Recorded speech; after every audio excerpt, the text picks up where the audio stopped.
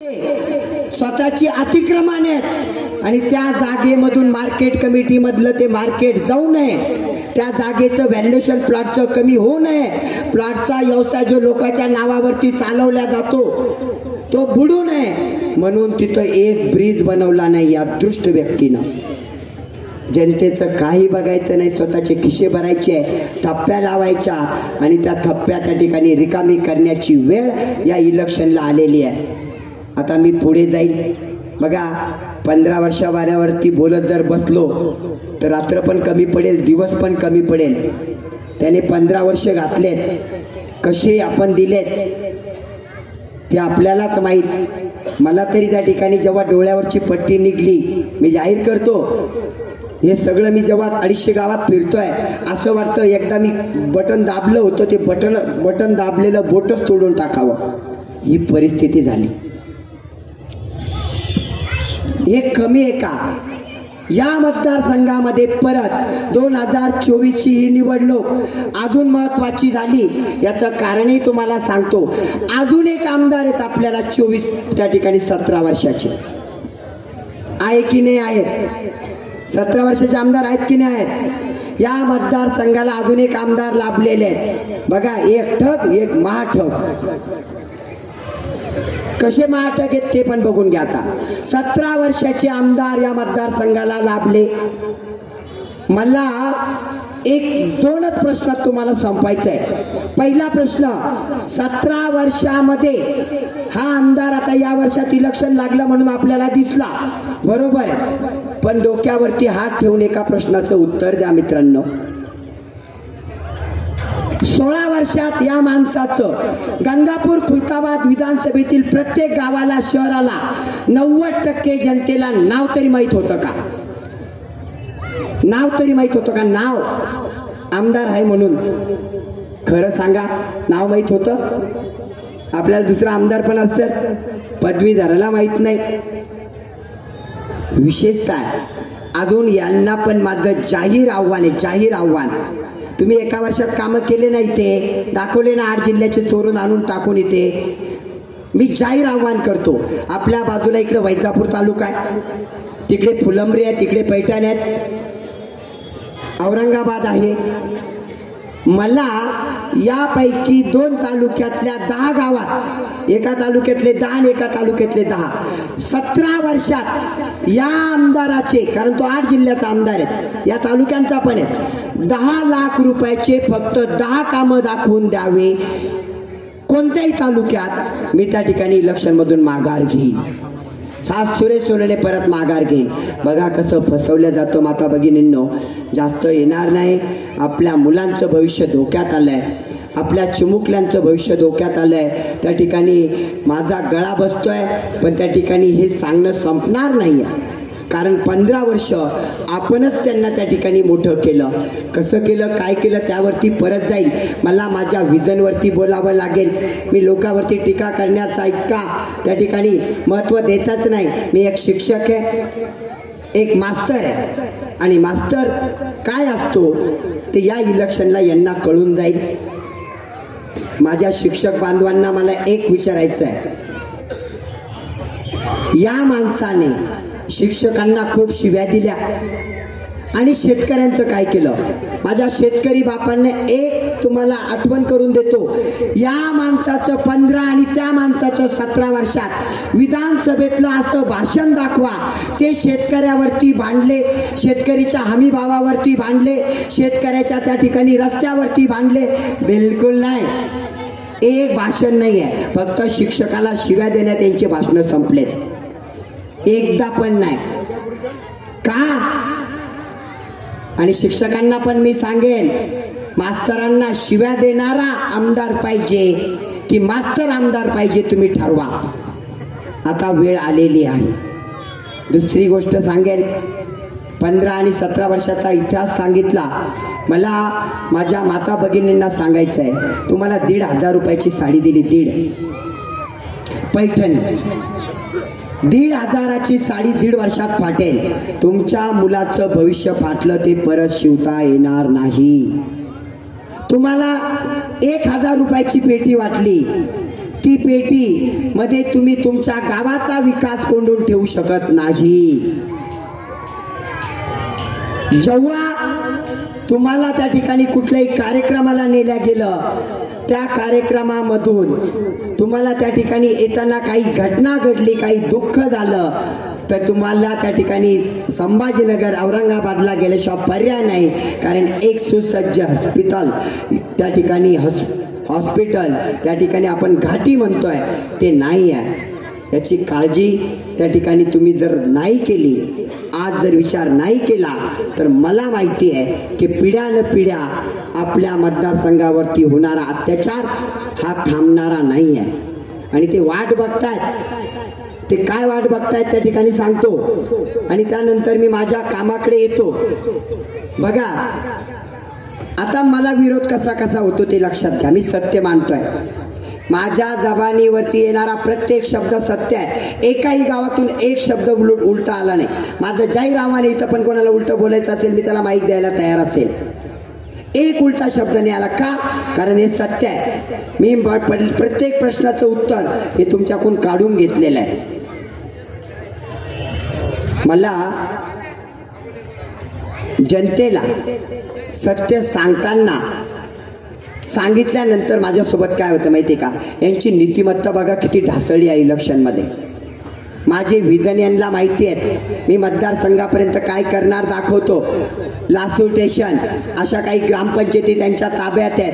तिथं त्या ठिकाणी बॅनर पोस्टर लागले की मागे काढणारी टीम रेडी. म्हणजे आता यांना बॅनर पोस्टर लावणाऱ्यापेक्षा त्यांचे स्वतःचे लावणारे तर राहिलेच नाही. त्यांच्याकडे कार्यकर्ते राहिलेलेच नाही. जे आणायचे ते पैसे देऊन आणायचे. ते कसे आणायचे मी तुम्हाला जनतेला सांगेल. पण जे काढणारी टीम लावावी लागली, ही हालत यांची झाली. तुम्ही माझे किती पोस्टर काढा, किती चिन्हाचे पॉम्पलेट फाडा, फरक पडत नाही. लोकांच्या मनात चिन्ह गेलं की ते आता कोरल्या गेलं, ते आता काढू शकत नाही. मी माता भगिनींना सांगेन, मला करायचं आहे तुमच्या मुलाची जिल्हा परिषद शाळा डिजिटल, कमीत कमी 3 स्टार लेवलची. 5 स्टार मी म्हणणार नाही, कारण मी बलाढ्या गोष्टी करत नाही. विनाकारण तुम्हाला अपेक्षेला लावायचं. भोळ्या बाबड्या जनतेला मी तुम्हाला गरिबाचा एक प्रश्न सांगतो, फक्त एक प्रश्न. आत्मपरीक्षण करा. 2011ला आपल्या या राज्यामध्ये जे गरीब लोक असतात त्याचा सर्वे होतो दारिद्र्य रेषेखालचा, तो 2011ला झाला. त्याच्यानंतर सर्वे नाही. गरिबाला भेटणाऱ्या योजना बंद. का नाही? पण याच्यावरती आता सरपंच आवाज उठवणार आहे. तिथे ग्रामपंचायत सदस्य उठवणार आहे का? पंचायत समिती सदस्य उठवणार आहे का? लाज वाटायला पाहिजे. गरिबाच्या हक्काचं सुद्धा तुम्ही मागू शकत नसाल तर आमदार म्हणून घ्यायला स्वतःला लाज वाटली पाहिजे. आणि हे मी पुराव्यानिशी बोलतोय. पुराव्यानिशी दाखवून द्यावा त्यांनी सर्वे केला का म्हणून. का मागणी करत नाही? तिथं त्या ठिकाणी या कंपनी मालकावरती मागणी करणार, त्याच्यावरती करणार, मोठी खंडणीसाठी करणार. अहो, एक रस्ता शेतीचा नाही आणि हे रस्ते पाहतात नांदेडचे रस्ते. कशासाठी? की तिथून मोठी पेटी भेटणार असते. तुम्हाला 2 गोष्टी सांगतो. मी येणाऱ्या कामाबद्दल मी आलो होतो, मला परत तिकडं जावं लागलं कारण विषय तसाच निघत जातो एक विषयाने. शाळा ही डिजिटल पाहिजे. माझ्या मुलांचं, उद्याच्या भारताचं भविष्य या मुलात दडलेलं आहे, चिमुकल्यात दडलेलं आहे. जर लहान मुलं नाही घडले तर मला माहिती आहे उद्या भारत देशाला त्या ठिकाणी विचारणाराही कोणी उरणार नाही. आणि ही जिल्हा परिषद शाळेमध्ये 80% माझ्या शेतकऱ्यांची मुलं आहे, गरिबाची, काष्टकऱ्यांची, वंचितांची मुलं आहेत. त्या ठिकाणी प्रत्येक समाजामध्ये असा घटक तयार झालेला आहे की तो दारिद्र्य रेषेत आहे पण तो दिसत नाही आहे, दाखवल्या जात नाही. आणि मोठ्या मोठ्यांची घरं बघा. तुम्हाला एक उदाहरण देतो मी. एक गाव आहे आपलं, त्यांच्या कार्यकर्त्याची मुलं गुडइयर कंपनीमध्ये लागतात, आपले लागत नाही. माझं दुसरं काम, आपल्या मतदारसंघामध्ये 5 वर्षात लोकांना अफवा वाटेल 1.5 ते 2 लाख रोजगार निर्माण करण्याचं काम हा तुमचा मुलगा सुरेश सोनवणे करेल. कसं विचारा. आता 1.5 ते 2 लाख तुम्ही म्हणाल, तेवढी तर आपली मतदान 3.5 लाख आहे, बरोबर ना. मी तुम्हाला सांगतो, पूर्ण MIDC मध्ये गंगापूर खुलताबादची टक्केवारी काढा तुम्ही कामगारांची, पत्रकार बंधूंनो. ही टक्केवारी येईल 0.25-50%, अर्धा टक्का बी नाही. एवढे तरुण बाहेरचे, लाईटले 5%. तुम्ही खालून वरून जरी विचार केला तर गंगापूर खुलताबादचे किती टक्के आहेत? 5% तरुण नोकऱ्यांना आहेत, 95% बाहेरचे आहेत. माझ्याच भागामधलं पाणी, माझ्याच भागात कंपनी, माझीच जमीन, म्हणजे आपली सगळ्यांची. लक्ष द्या, ही जमीन सगळं काही मतदारसंघाचं, तिथं लाईट त्या ठिकाणी आपलीच, सगळं काही आपलंच. पण यांनी काय करायचं, या कंपनी मालकाकडून एक मोठं पाकिट महिन्याला उचलायचं आणि या पाकिटाच्या बदल्यात त्यांना ब्र शब्द काढायचा नाही, तोंड बंद. ही नीतिमत्ता आहे. मी नाही सांगत आहे, एवढी नीतिमत्ता नाही. MIDC मधली एक परिस्थिती तुम्हाला सांगतो. हे झालं तिकडचं. आता कार्यकर्ते पण कमी नाही राहिले त्यांचे, जे 5-10 आहेत. मोजून गावात 2-3च आहेत, काही मोठ्या गावात 5 आहेत. राजनगावचं एक उदाहरण सांगेल.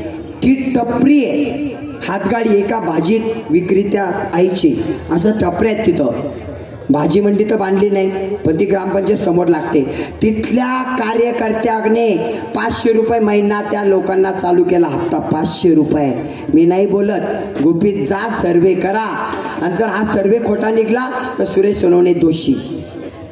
500 रुपये हप्ता. विचार करा माता भगिनींनो, आई वडिलांनो, किती नीतिमत्ता लयाला गेली. माझं दुसरं काम, या मतदारसंघातल्या 2000 तरुणांना नोकऱ्या देणं. मग त्या कंपनीत असतील, छोटे मोठे उद्योग व्यवसाय निर्माण करणं असेल, प्रोड्युसर कंपन्या निर्माण करणं असेल, शेती लगत. एक प्रोड्युसर कंपनी केली तर कमीत कमी 25 जण त्या गावातले काम करतात. तिथे जाऊन या माझ्या सोनखेडा फार्मवरती, मी दाखवून देतो. परत सोनखेडे एक छोटंसं गाव आहे, सांगायला पाहिजे नाही, वेळ कमी आहे. एक छोटंसं गाव, 1.5 वर्षापूर्वी फक्त सरपंच हातात आला. त्या गावात या रस्त्याने बी स्ट्रीट लाईट नाही आहे तुमच्या गंगापूरच्या. त्या 1200 मतदानाच्या गावात त्या ठिकाणी पूर्ण रस्त्याला स्ट्रीट लाईट आहेत. त्या पूर्ण गावात कॅमेरे आहेत. त्या पूर्ण गावात प्रत्येक गल्लीत 5 फूट बी रस्ता फुटलेला दाखव मला. 5 फूट गल्लीचा अतिक्रमण मुक्त.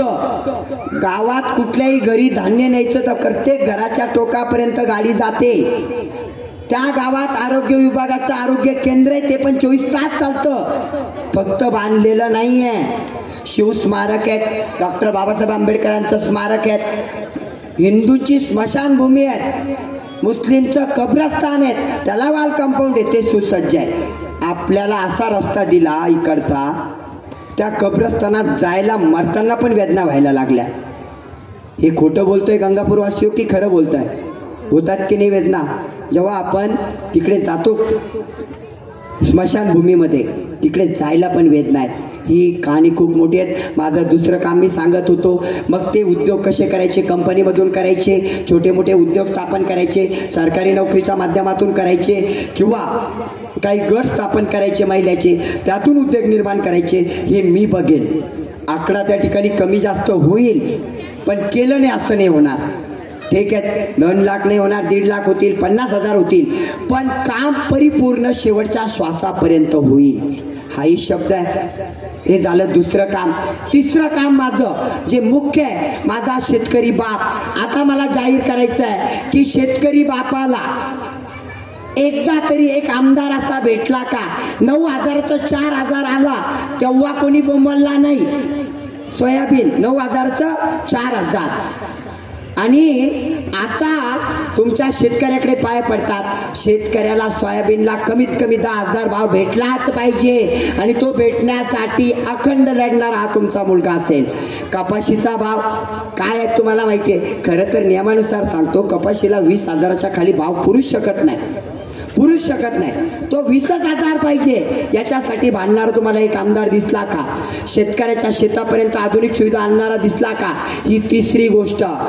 चौथी, गावातील सुखसुविधा, मग ती स्मशानभूमी असेल, कब्रस्तान असेल, माझी बुद्ध समाजाची स्मशानभूमी असेल, प्रत्येक समाजाला अधिकार जगण्याचा, तो करावे लागेल.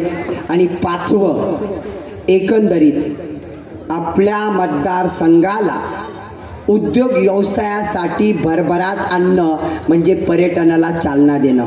मला वाटतं पर्यटनाचं ते आमच्या खुलताबादमध्ये माझं जन्मस्थळ येते, म्हणजे जन्मभूमी खुलताबाद, कर्मभूमी राहतो गंगापूर. 20-15 वर्ष इथंच काढली. एक लेणी जर बदली असती आणि एक घृष्णेश्वरचा कॉरिडॉर बनला असता, माझ्या मतदारसंघातली 25,000 तरुण उद्योजक बनले असते. तेवढ्या टपऱ्या लागल्या असत्या, तेवढ्या दुकानं लागल्या असत्या, लाईन लागली असती. 12वं ज्योतिर्लिंग सगळे पाय पडल्यावरती तिथं यावंच लागतं, पण लोक येत नाही. ही खेदाची गोष्ट आहे. या 5 गोष्टीवरती मी काम करणार आहेत. अजूनही अपेक्षा भरपूर आहेत. ताई, माई, माझे वडील, आजोबा, सगळ्यांना एक सांगेल, हे माझं कर्तव्य आहे. मी तुमच्याकडे त्या ठिकाणी तुमचा मुलगा म्हणून समोर आलोय. बघा, मी आल्यामुळे काय काय घडलं ते तुम्हाला सांगतो आता या इलेक्शनमध्ये. पहिली गोष्ट भेटली, आपला विकला जाणारा मतदारसंघ ही जी ओळख होती ती आता मी संपवणार. कशी संपवणार मी तुम्हाला सांगतो. तुमच्या मताची किंमत मी येण्याच्या अगोदर किती होती? 200 रुपये. खरं का खोटं? 200 रुपये, लईत लई 500. सुरेश सोनवणे तुमचा मुलगा आला, तुमचा भाऊ आला, तुमची किंमत झाली 2,000 रुपये. झाली की नाही? एवढीच नाही झाली, त्यांच्या सभेला गाडीत बसायची किंमत झाली 1,000 रुपये एका व्यक्तीची. झाली की नाही झाली? परत त्यांच्या कॉर्नर मिटिंगाला पण त्या ठिकाणी 1,000 रुपये. मी तर कितीतरी कॉर्नर मिटिंगा घेतल्या, मला माहिती आहे यांचे पैसे आणून जेवढे जमले तेवढे माझे कॉर्नर मिटिंगाला तिथं होते गावागावात. आणि एक सांगतो, यांनी 15 वर्षात जेवढे कार्यकर्ते जमाने केले तेवढी यंगची टीम माझी गावागावात तयार किती? फक्त 23 दिवसात झाली. 23 दिवसात पूर्ण युवा वर्ग यांच्या जीवनात हे एका समाजाच्या पुढे गेले नाहीत. आज मुस्लिम समाज माझ्यासोबत सक्का भाऊ म्हणून लढतोय. आज माझा दलित वंचित समाज माझ्यासोबत सक्का भाऊ म्हणून लढतोय. आज मराठा समाज माझ्यासोबत सक्का भाऊ म्हणून लढतोय. आज ओबीसी समाज त्या ठिकाणी माझ्या पाठीशी खंबीरपणे सक्का भाऊ म्हणून लढतोय. यांना 1-2 समाजाच्या वरती त्या ठिकाणी चाहत मिळाली का? कुठलाही राजकारणी दाखवून द्या. आणि यांना 20 तारखेला तेच कळणार आहेत की यांची गणित कसे कसे आहेत आणि काय होणार. मला त्याच्यात जायचं नाही. परत सांगतो, मी आलेले फायदा काय झाला? फक्त माझं फेसबुकला तुम्ही एक पोस्ट सोडा, एक टाका फक्त पॉम्पलेट, रात्री तुमच्या घरापाशी गाडी आलीच आणि पॉकेट घेऊन. ही आपल्या मतदारसंघाची गरज झाली, आलीच. तरुण वर्गाला पण माझी ओपन चॅलेंज आहे. ज्या ज्या गावात मी भाषणाला गेलो ते 2 दिवस त्या गावाला सोडत नाहीत. त्यांना माहिती आता याच्या भाषणापुढे काही राहिलंच नाही. 2 दिवस तिथं चिटकून राहतात. माझ्या मागे माझे पॉम्पलेट फाडणाऱ्याला 1,000 रुपये रोज भेटला की नाही भेटला? भेटला. मी तुम्हाला ओळख कशी मिटवायची सांगतो. यांनी 15 आणि 17 वर्षात एवढं घबाड जमा केलेलं आहे. यांचे आकडे आहेत कोटीचे. ते तुम्हीच बोलतात, मी बोलत नाही. मला तुमच्याकडूनच कळतं, पत्रकार मित्राकडून काही कळतं की सर ते 80 कोटी लावणार आहेत, 85 कोटी लावणार आहेत. म्हटलं लावू द्या. माझ्या मतदार राजाला जर माझ्यामुळे तेवढे भेटत असतील, मी तुम्हाला जाहीर करतो, बिनधास्त कोणी वाटत असेल तर सगळेच घेऊन टाका. याचे बी घ्या, त्याचे बी घ्या. आणि अजून कार्यकर्त्याला म्हणा, अजून त्या ठिकाणी माझे असतील तर माझी ती आत्या बहीण बी राहिली तिचे बी घेऊन ये. काय माहिती का? सगळे घेऊन या. पण एक मतदानाला विचार करा की आपल्याला या वेळेला फसायचं नाही, सत्याला मतदान करायचंय. आत्म्याला वाटलं पाहिजे की मी मतदान केलं. 15 वर्ष फसलो, 17 वर्ष फटलो. एक तुमचा मुलगा म्हणून जाहीर करतो, मला खरंच आमदार बनण्यामध्ये रस नव्हता. मी आजही आमदारापेक्षा मोठा आहे. मी पहिलेच म्हटलो, इतका चाहत आहेत ना, माझ्याकडे येणारा डोळ्यात आनंद अश्रूच घेऊन येतो आणि यांच्याकडे येणारा रडतच येतो. 2 फरक आहेत. 2 शब्दामध्ये सांगेल. एखाद्या टायमिंगला आपण 10 वर्ष एखादं कुत्र पाळलं तर ते मनुष्य मेल्यानंतर मागे रडत रडत येतं. प्राणी असतो तो, त्याला केवढी त्या ठिकाणी कमीत कमी काळजी असते आपल्या माणसाची. आज